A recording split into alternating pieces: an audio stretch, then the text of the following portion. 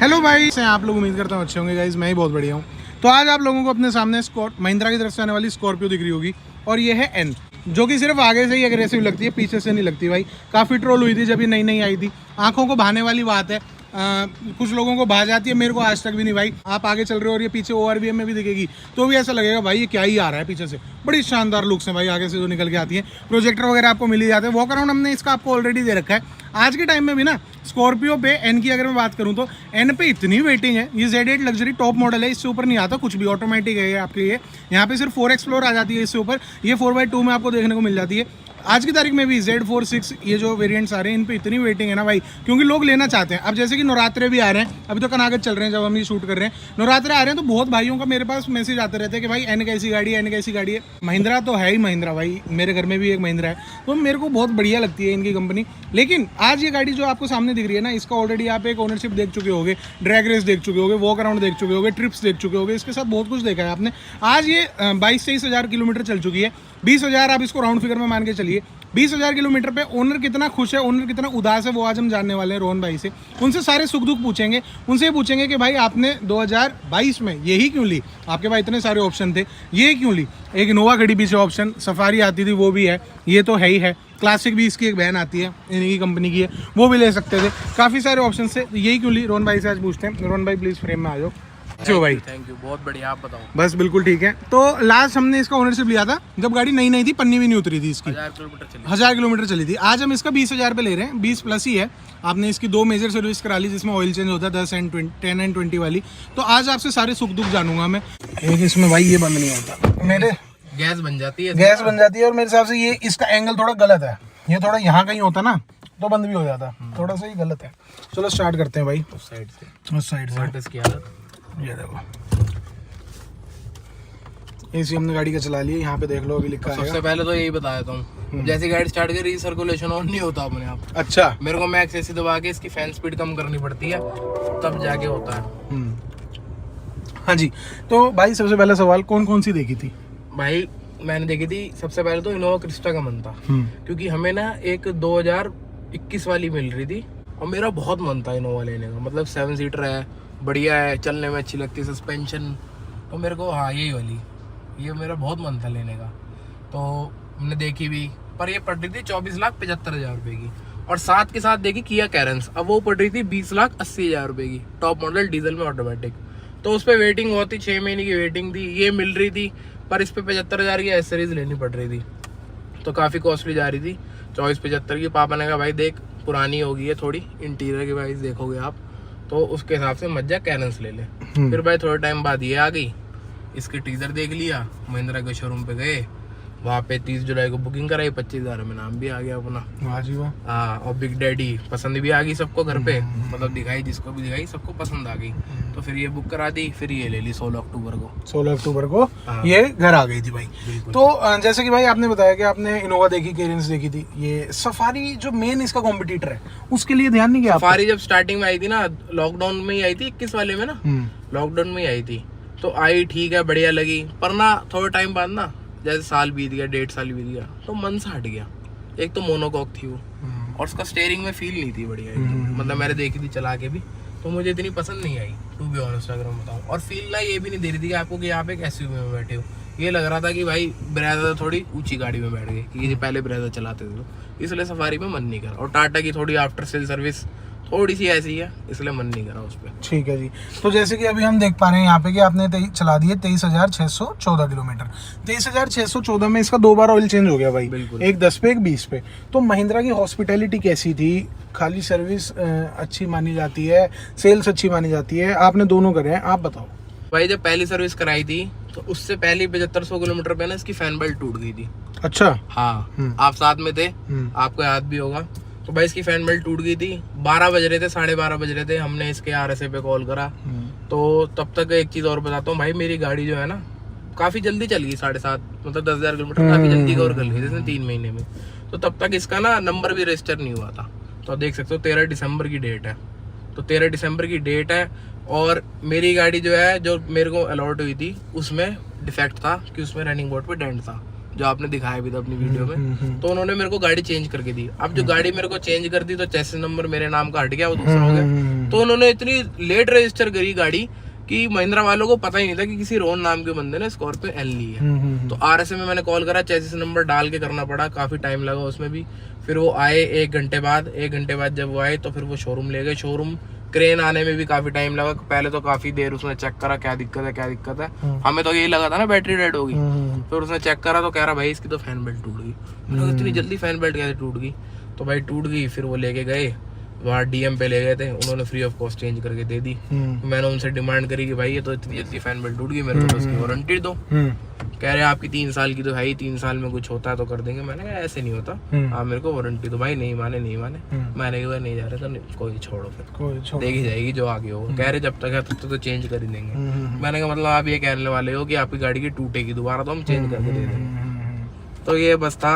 बाकी तो पहली सर्विस कराई, कोई दिक्कत नहीं आई, ज्यादा कॉस्ट भी कुछ नहीं आई, सिर्फ 3400-3600 रुपए कॉस्ट आई थी और ज्यादा कुछ नहीं आई थी। इतनी बड़ी गाड़ी है तो ऐसे कोई दिक्कत नहीं थी फर्स्ट सर्विस में। तो फर्स्ट सर्विस में मेजर दिक्कत है ना, वो है रैटलिंग नॉइस की।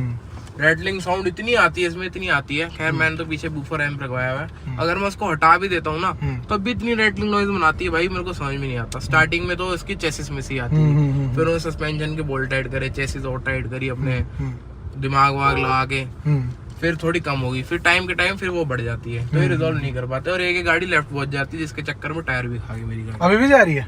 अभी भी जाती है, सही नहीं कर पाए महिंद्रा वाले, ये देख लो। और ये चीज मैंने काफी गाड़ियों में देखा, महिंद्रा की नहीं कर पाते भाई सही हो, भाई कैलिब्रेशन ही नहीं कर पा रहे। और जो अपने अरुण पवार भाई, उन्होंने अपनी अभी लेटेस्ट वीडियो बनाया कि गाड़ी की ज्योमेट्री बेकार है, वो अलाइनमेंट की वो सही नहीं कर पाया कोई भी। तो मतलब इशू तो है बाकी।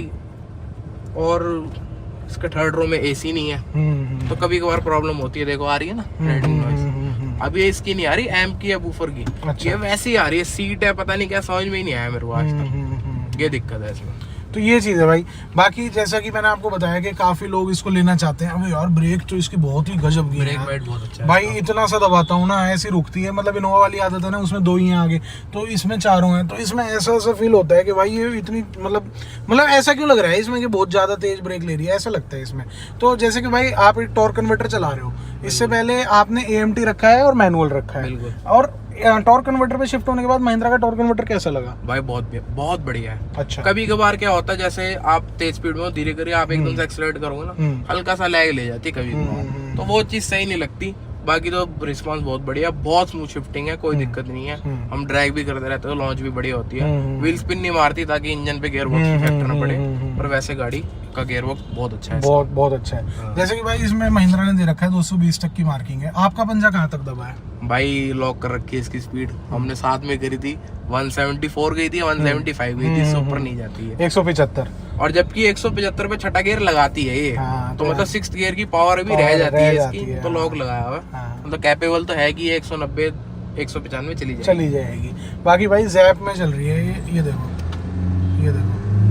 उठती चली जाती है, बहुत शानदार है। और जैसे कि बोलते हैं लोग कि भाई टॉर्क कन्वर्टर ऐसा बिहेव करता है कि गियर शिफ्ट करना ही भूल गया डाउन शिफ्ट में, ऐसा इसमें मुझे महसूस ही नहीं हो रहा। अभी मैंने ओनरशिप के साथ साथ इसमें आपको थोड़ी चला के भी दिखा रहा हूँ, क्योंकि लोगों को है ना ये ज़्यादा रहता है कि साथ साथ गाड़ी चल रही है तो मैं भी अपना एक थोड़ा सा एक्सपीरियंस शेयर कर पा रहा हूँ। जैसे खराब रोड है यहाँ पे, ये देखो मैंने यहाँ ले ली, अब मैंने ना रेस वेस कुछ दे ही नहीं रखी इसमें, ये अपने आप चल रही है। ये देख लो भाई कितना गजब का सस्पेंशन है। सस्पेंशन बहुत अच्छा है इसका। पर जो नॉइज आती है ना वो दिमाग खराब करती है। अगर गाने चला रखे हो तो कोई दिक्कत नहीं, वरना सस्पेंशन तो इतना प्यारा है इसका, मतलब इस सेकंड में मैं नहीं मानता किसी और गाड़ी नहीं है भाई, वास्तव में बात सच है, बहुत गजब का सस्पेंशन है। मतलब सस्पेंशन सॉफ्ट भी है, स्टिफर थोड़ा सा स्टिफ इसलिए है क्योंकि स्टेबल रहे, और स्टेबल बहुत रहती है भाई। 140 पे भी स्टेबल रहेगी, 160 पे भी स्टेबल रहेगी, आपको ये नहीं लगेगा कि आप ऊंची गाड़ी चला रहे हो, बहुत बड़ी गाड़ी चलते हो, हल्का फुल्का तो बॉडी रोल आएगा, थोड़ा नेचर होता है बॉडी एंड फ्रेम का, पर आपको ये भी नहीं लगेगा पुरानी वाली स्कॉर्पियो की तरह कि यार ये तो पलट ही जाएगी, ऐसा नहीं लगता है इसमें बिल्कुल। भाई ने बिल्कुल जेन्युइन चीज कही। जो पुरानी वाली है वो आज क्लासिक के नाम से बिक रही है, उसमें मेरे को ऐसा लगता है कि भाई ये तो बहुत मतलब 80-90 पे ही ऐसा लगता है कि नहीं है स्टेबल। कुछ उसमें थार के मैंने अलॉय भी डलवा रखे हैं, तो इस वजह से भी आप कह सकते हो। तो 23,000 के बाद जैसे 20,000 की जो लेटेस्ट सर्विस थी उस पर आपका कितने रुपए का बिल बनाया इन्होंने?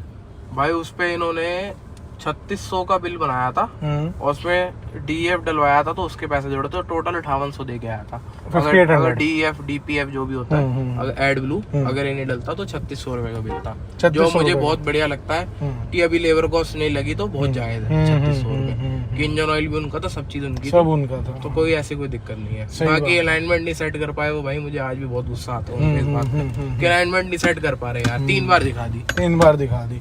तो ये चीज है भाई, ये देख लो आप साथ साथ। और अभी 20,000 किलोमीटर वाली सर्विस पे क्या हुआ भाई, उन्होंने मेरी गाड़ी ठोक दी। सुन लो भाई, ये ध्यान से सुनना। हाँ भाई बताओ। अब वो हुआ ये था कि मैंने गाड़ी, इनके पास रश बहुत था उस दिन। अब मेरे को, हमें अगले दिन जाना था इंदौर, वहाँ महाकाल, अगर आपको याद हो तो मैंने कहा मुझे गाड़ी दे दो, मुझे जाना है। तो उसके चक्कर में मैंने प्लान भी डिले कर दिया कि चल हम एक दिन लेट चले जाएंगे। ठीक है, अब डिले कर दिया, मैंने कहा ठीक है दे देना भाई। अगले दिन मैं गया इनके पास, भाई इन्होंने गाड़ी का बम्पर खोला हुआ। मैंने कहा क्या हुआ, सर्विस नहीं करी। मैं सीधा रिसेप्शन पे नहीं गया, मैं गाड़ी देखने चले गया। मैंने देखो तो क्या कर रहे हैं भाई, देखा तो बम्पर खुला हुआ है इसका, आगे वाला है। हाँ, मैंने कहा भाई क्यों खोल रखा है बम्पर? भाई जवाब न दे। 3 जने लगे हुए थे। मैंने क्यों खोल रखा है बताओ, पूछ रहा हूँ कुछ, मेरी गाड़ी है। तो नहीं बताया भाई। फिर भाई मैंने बम्पर उठा के देखा, आगे स्क्रैच लगे हुए थे। अच्छा। हाँ भाई, मेरे को गुस्सा आ गया एकदम। मैंने कहा क्या कर रखा है ये यहाँ से मारी हुई है, किसने मारी है? ये ऐसा होना चाहिए ना, ये कितना मार दिए बताओ भाई। कैमरे चेक कराओ मेरे को, कैसे लगी मैं भी देखूंगा। तो वहाँ के GM और SM बहुत बढ़िया है। उन्होंने कहा कोई नहीं सर, हो जाता है। मैंने कहा चल ठीक है, हो जाता, कोई बात नहीं, गाड़ी है, लग जाती है। पर भाई लेबर की गलती है तो बात किस पे आती है? सर्विस सेंटर पे और डीलरशिप। तो जो इनकी लेबर है ना, इतनी ट्रेंड नहीं है महिंद्रा वाली। ये मैंने काफी सर्विस सेंटर पे मैंने देखा है, इनकी लेबर ट्रेंड नहीं है जैसे होनी चाहिए, एक्सपीरियंस्ड नहीं है। नए नए लड़के हैं जो जोश में चलाते हैं, कैसी भी चलाएंगे, वो ट्रेंड नहीं है लेबर, तभी वो रिजॉल्व भी नहीं कर पाते। ये बात है इनकी। बाकी फिर उन्होंने जो है गाड़ी उसी दिन मेरा बम्पर पेंट करा के दिया। भाई देखो बम्पर की क्वालिटी पेंट की नहीं है, ये अच्छी है। बाहर से मैं आपको दिखाता हूँ, बाहर से वो फिट भी नहीं बैठा। कह रहा हूँ ऐसे में कह रहे थे आप जब भी आओगे मैं करा दूंगा, पर भाई देखो काम वाला बंदा नहीं जा पाता। सही भाई एक बार में नहीं कर, मैं दूसरी बार भी ले गया था, फिर भी भाई उन्होंने नहीं कर पाए। वो अलाइनमेंट के लिए ले गया था, फिर भी वो बम्पर सेट नहीं कर पाए उसका। भाई एक चीज मैं बता दूं, ये कभी कभार ना तेल का लेवल गलत दिखा देती है भाई। वो बताओ जरा क्या है भाई। वो अभी पिछले 1.5 महीने से दिक्कत आ रही है। इसमें 3/4 था इसमें तो डीजल, स्क्रीन दिखा रही थी 953 किलोमीटर। मैं देख के हैरान, मैंने कहा ये कैसे हो गया? तो मैंने तेरी तो फुल टैंक में भी देगी, 700 किलोमीटर चलेगी जाएगी। वो कभी कभार हो जाता है। अभी परसों भी था, फिर अब पापा लेके गए तो फिर सही हो गया है। वो अभी चेक कराऊंगा, अब जब अगली बार लेके जाऊंगा। वो इतना मेजर इशू नहीं है, थोड़ा बहुत ग्लिच होगा भाई, महिंद्रा है, थोड़ा बहुत तो ग्लिच देगी। सही बात है, बस और कुछ नहीं है। बाकी भाई इसके जो म्यूजिक सिस्टम है उसकी तारीफ तो हम आपसे ही नहीं, सब महिंद्रा ओनर से सुनते हैं जिनके पास N है या 700 है, लेकिन फिर भी आपने इसमें कहीं ना अपग्रेड करा रखा है। बिल्कुल। आपको मतलब इससे सेटिस्फेक्शन नहीं मिली, क्या रहा? भाई मेरे को ना शुरू से शौक है मुझे इस चीज का, बदमाशी का। खलनायक देखे जी। तो क्या संजय दत्त बनना चाहते हैं? संजय दत्त ही हूँ जी मैं। वो थोड़ा जो बेस है ना, जो बेस की फील है, थोड़ा जो वोकल हो रहा है, क्योंकि इसके जो स्पीकर अगर आप देखोगे ना, उसमें 7 स्पीकर आगे ही दे रखे हैं। 2 एडिटर यहाँ हो गए, 2 यहाँ, 4, 5, 6 और 7। ये लो जी। तो भाई 7 स्पीकर इसमें आगे ही दे रखे हैं। पीछे जो है ना, पीछे से इतनी आवाज बन के नहीं आती। थोड़ा मिड जो है और थोड़ा बेस जो थोड़ा और होता तो और मजा आता, बाकी कोई कमी नहीं है। मतलब ये है कि अगर मैं सिस्टम उतार के ले जाऊं फैमिली के साथ ना, तो कोई दिक्कत नहीं है। इसलिए मैंने इसके स्टॉक स्पीकर छिड़वाए भी नहीं, कि अपना कपलर से लगाया पीछे और वो अपने हिसाब से बजाया और फिर निकाल दिया। ये है भाई। बाकी पावर वाइज तो रोहन भाई खुद ही, ये देखो कितनी ही जल्दी इसने जैप में है, यानी कि इसका नॉर्मल मोड है ये, 80 की तो टू तुरंत मार देती है, बहुत फास्ट है। और देखो स्टीयरिंग में कितना वेट आ गया, हल्का सा यहाँ पे मोड़ था, बहुत वेट आ गया। अब देखो जैसे मैं ब्रेक ले रहा हूँ ना, अब देखना स्टीयरिंग की प्ले अपने आप हल्की हो जाएगी। ये देखो, अब देखो कितना ढीला हो गया। जान में उतनी लगा रहा हूँ, लेकिन अब इतनी जान में इतना हिल रहा है, पहले उतनी जान में उतना सही हिल में लाइट हो जाता है। हाँ। में 50 पे बहुत ज्यादा वेट आ जाता है, मतलब इतना भी नहीं आता हाइड्रोलिक जैसा, पर अच्छा खासा आया था कि आपको गाड़ी स्टेबल लगती है, आपको फील मिलता है गाड़ी। ये देखो भाई, आप ये देखो, बहुत सही भाई, बहुत सही। एक चीज मैंने अभी काफी टाइम से नोटिस करी, 3-4 महीने से, कि जैसे मैं इसको ट्रैक पे लेके जाता हूँ, एक राउंड कर लिया, दूसरे राउंड में लगता है पावर कम होगी इसकी एकदम से, पता नहीं क्यों। और आजकल जैप में ज्यादा भाग रही, धूम में कम भाग रही है।